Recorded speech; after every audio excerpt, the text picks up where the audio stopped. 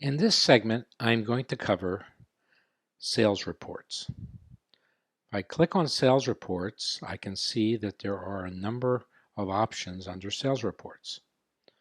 There are many different ways of looking at the information.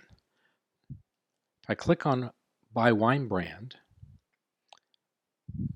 I see that there's a start date and an end date, and that I have one wine, Robert Mondavi, which is a Cabernet, and gives me all the information about what exactly was poured.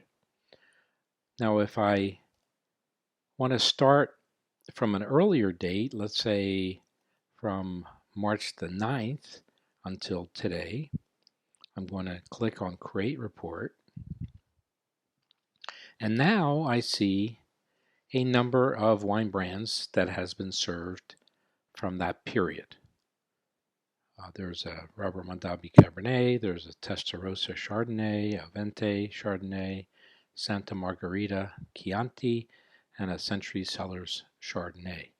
And this gives me all the information regarding how much was poured from each of these wine brands, how many tastes, half glass, full glass, what the total volume was, what the sales for those wines were. It orders them in terms of the one with the most sales down to the least sales.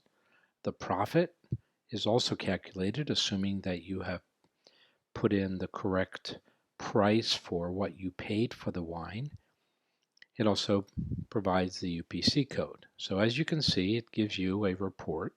Now, if you want to, you can export this and analyze it on your computer or your other system by clicking on Excel or PDF, and there's also a Word option. But for this kind of data, Excel would be the best since it would generate an Excel spreadsheet.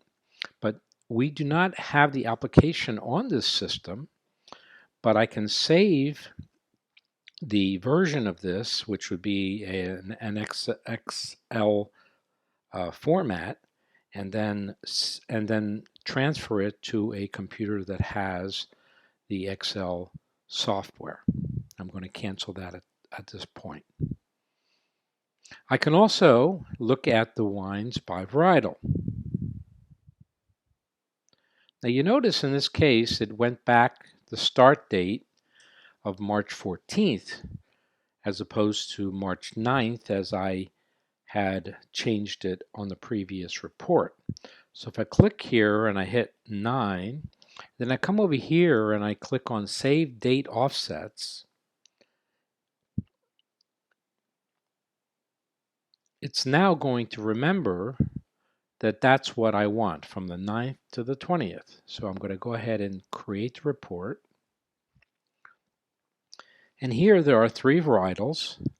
And varietals now are independent of the brand name. So if you had multiple Cabernets, it would all be summed up in this particular row. Same thing with Chardonnay, the same thing with Chianti. And here I can see how many ounces, how many bottles, how much sales, and what percentage of the sales those different varietals represented.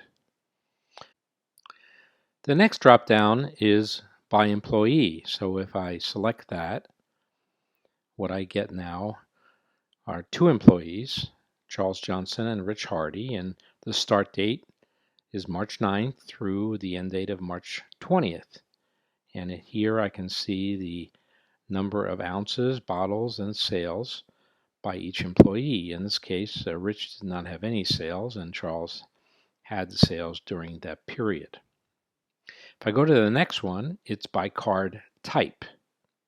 So given the creation of different card types through the AccuServe software, I can see how many of the various categories of cards that I have and how much wine was consumed for each of those categories. Now in this case it's not giving you specifics about the individual or the person who has consumed this, but rather it has lumped together all of the users of these different cards and provided the volumes and sales information. And as you can see in this case, the time card represented 55% of all of the sales versus the Premier card and Quick card being a little over 11% and so forth.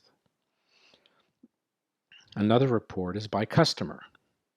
So in this case, the customers are the people who have been entered in either by creating a standard card or by creating a Premier card. Those are the cards that would allow us to put their names into this report. And in addition to that, I also capture the sales person that has also poured wine from the machine as well. So Charles Johnson, Jane Portnoy are listed because their information is in the system as well. And I can see how much each of these people consumed in terms of volume and in terms of sales.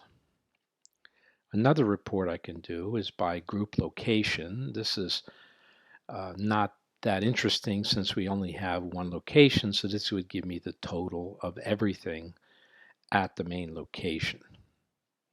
I can also look at it by system, and by system it's also not going to be too interesting because I only have one system with two machines and it sums it up in total for that system.